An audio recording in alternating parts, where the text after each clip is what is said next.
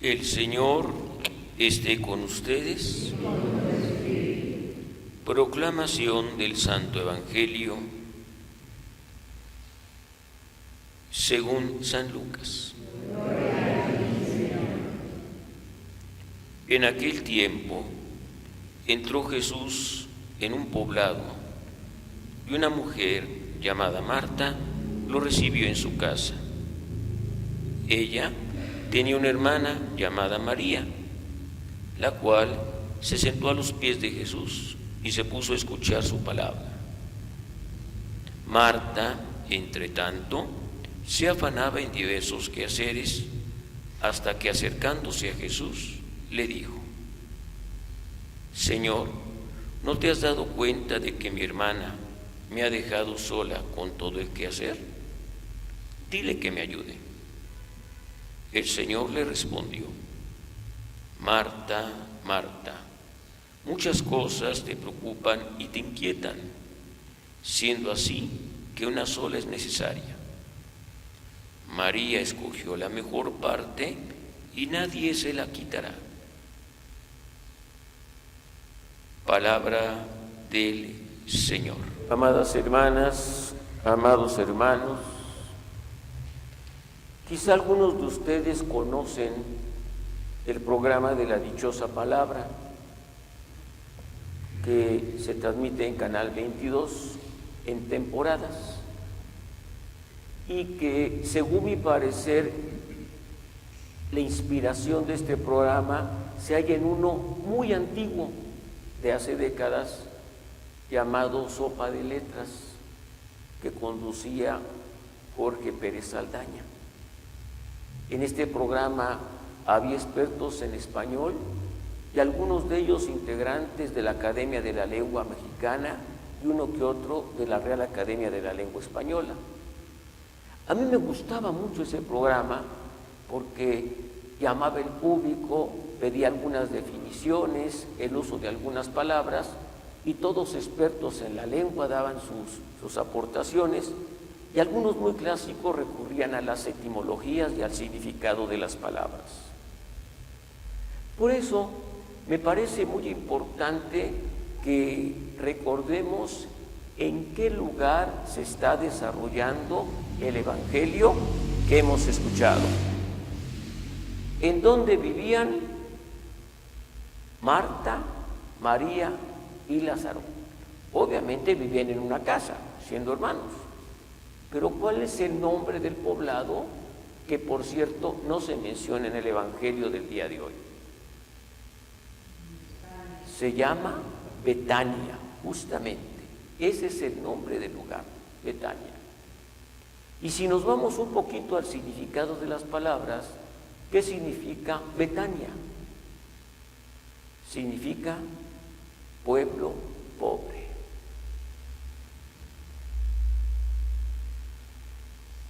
Cuando hay pobreza, se siente la necesidad.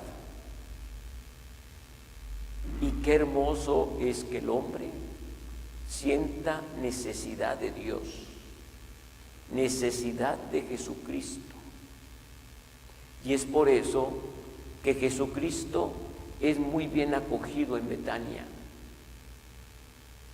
porque allí se siente hambre de Dios y se siente hambre del afecto, del amor que propone Jesucristo.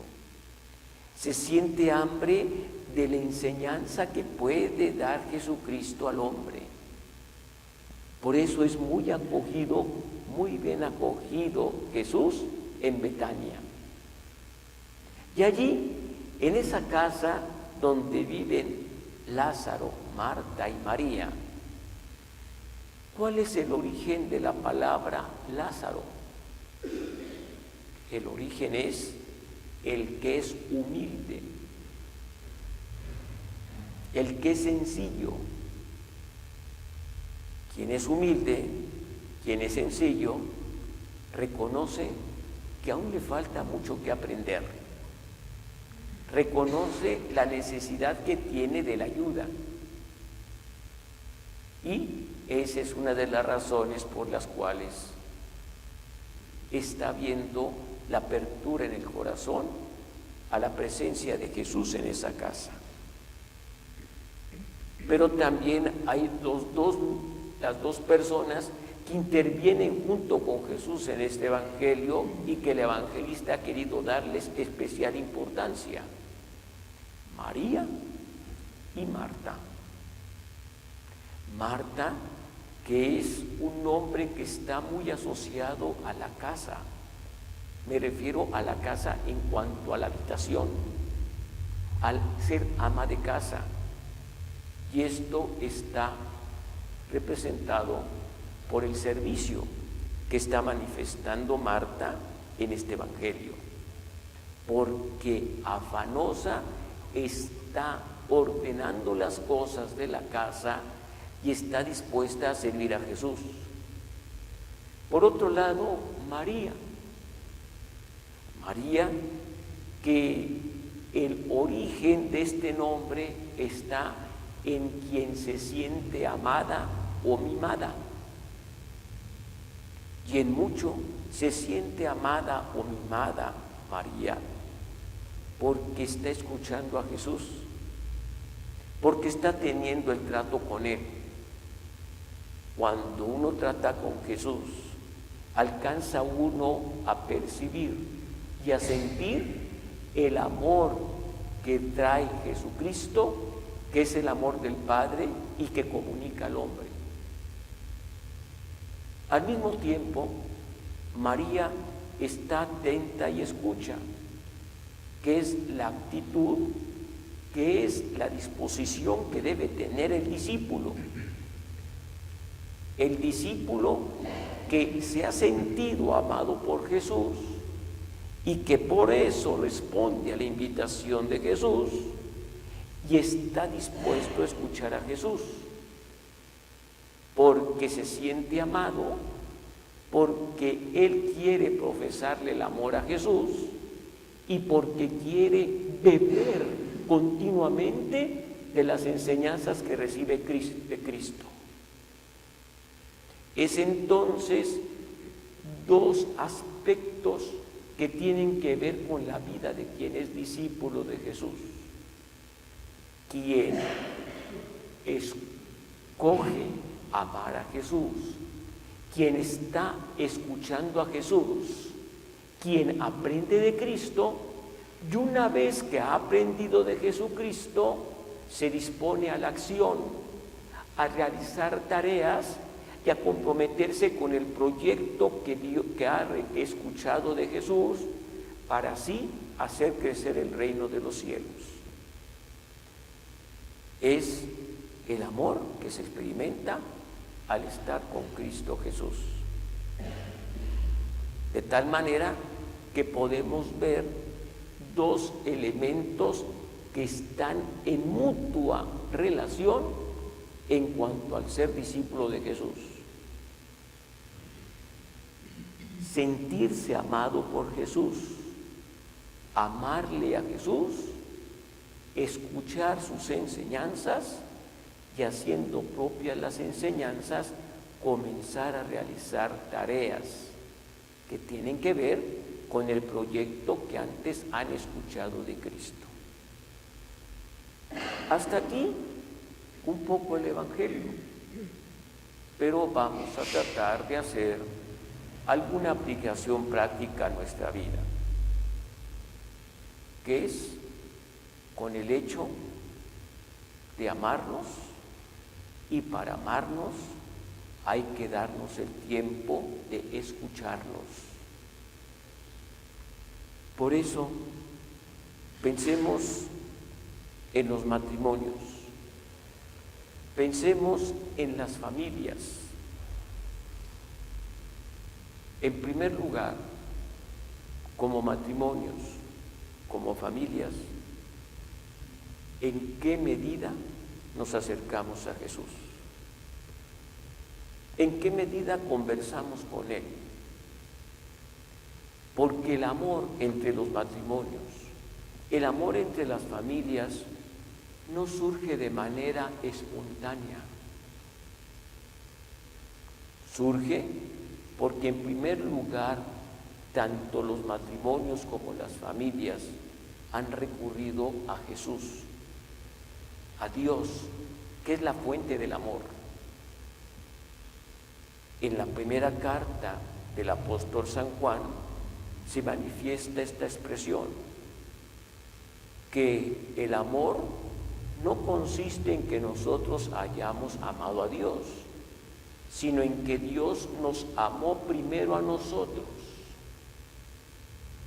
En virtud de que recibimos el amor de Dios, es que alcanzamos a tener la capacidad para amar. Por eso, como matrimonios y como familias, hemos de recurrir a Dios, hemos de recurrir a Jesús, para sentirnos amados por Él y para que, recibiendo ese amor, ya como matrimonios, ya como familias, puedan compartir mutuamente el amor que en primer lugar han recibido de Jesús. En segundo lugar, es importante realizar un proyecto como matrimonios y como familias, pero no ha de ser el proyecto personal, sino ha de ser el proyecto que antes se ha escuchado de los labios y del corazón de Jesucristo. Porque cuando nosotros realizamos el proyecto que Jesús nos propone, tendremos garantizado que llegamos a puerto seguro. Cuando es el que a nosotros se nos ocurre, no tenemos la garantía de llegar a un puerto seguro. Porque es importante que en la barca donde van los matrimonios y las familias se dejen conducir por Jesús y dejarle a Él dirigir el rumbo del trayecto. Hay que escuchar a Jesús, obedecer a Jesús e integrarse a ese proyecto que Cristo ha manifestado. Y allí, en esa ayuda mutua, también resulta interesante preguntarnos, como matrimonios, como familias, ¿cuánto tiempo dedicamos a la escucha del otro? ¿Cuánto tiempo dedicamos a la conversación entre nosotros? Al manifestarnos qué es lo que necesitamos, qué es lo que deseamos, qué es lo que nos puede ayudar a sentirnos bien y que hemos de pedirle a mi cónyuge o a los demás integrantes de mi familia. Si no nos escuchamos, si no nos manifestamos y expresamos qué es lo que necesitamos, cómo nos sentimos bien, difícilmente llegaremos a sentirnos bien. Y esto es necesario que lo tengamos nosotros presente en nuestras vidas para que así seamos o haya matrimonios verdaderamente cristianos, haya familias verdaderamente cristianas, porque al escuchar a Jesús, sus hogares se hacen santuarios del amor de Cristo y también escuelas y casas de formación para cristianas y cristianos, católicas y católicos en el futuro. Dios nos conceda la gracia de darnos el tiempo para estar con Dios y con su Hijo Jesús, de darnos el tiempo para estar mutuamente, para que entonces, juntos, buscando a Dios, podamos realizar el proyecto que Él tiene para cada uno de nosotros. Que el Señor así nos los conceda.